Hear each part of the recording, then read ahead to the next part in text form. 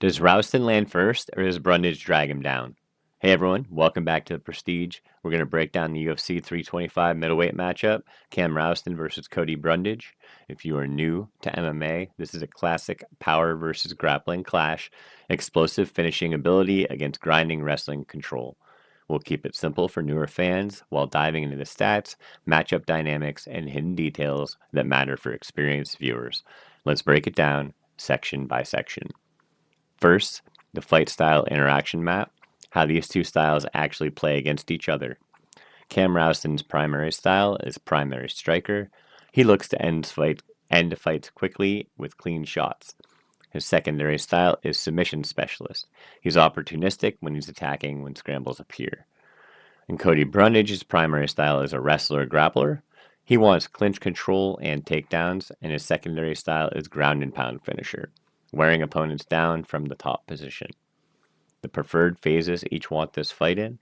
Rowston prefers stand-up exchanges where his knockout power shine, or quick submissions off chaotic takedowns.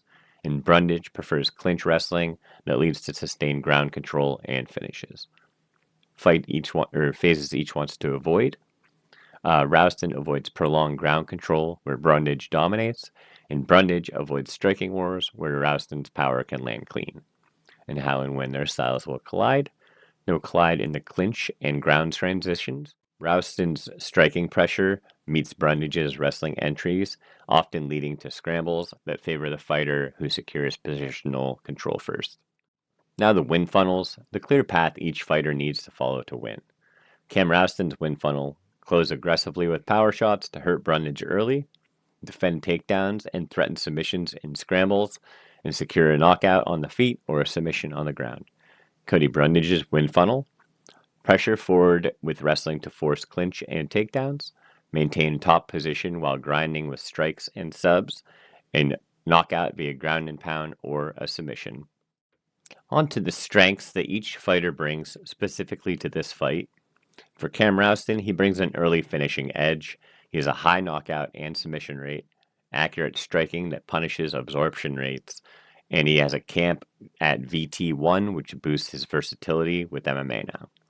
And for Cody Brundage, his grappling control edge. He has strong takedown success, top control that'll drain Rowston's explosiveness, and he has a Factory X grappling emphasis.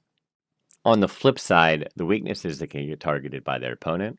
Cam Rowston brings an experience and a pace risk. He has a very limited UFC sample. He has zero decision experience, and his takedown defense is untested. The implication is he must finish this fight early.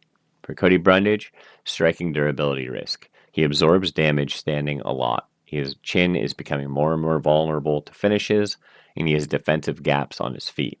Means he can't trade freely with Rowston. The hidden detail that the numbers reveal is Cody Brundage gains a 20% more ground opportunities against aggressive power strikers like Rowston, as forced exchanges create scramble-based takedowns. And why that's missed is because the focus is on stand-up and it ignores grappling transitions, and it appears in mid-round scrambles, and it'll benefit Cody Brundage, and it might tilt all the ground phases his way. Our 100,000 Monte Carlo simulations model per-minute striking, takedown probabilities, ground persistence, finish triggers, and fatigue curves.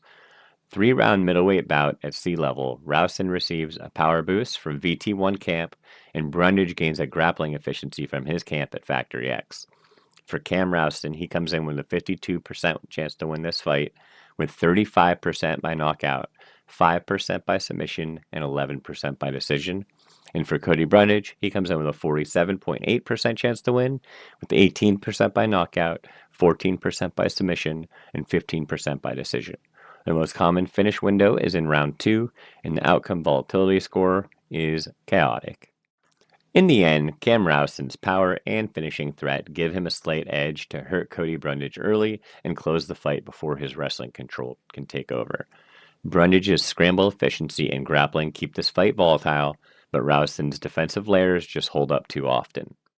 If this fight flips, it's because Brundage chains takedowns from pressure and controls long enough to finish this on the ground. What do you think? Who takes this one? Drop your predictions below. I read every one of them, and smash that like if this breakdown helped you at all.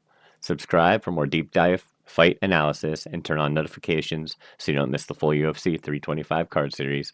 Thank you for watching, and let's see how this plays out.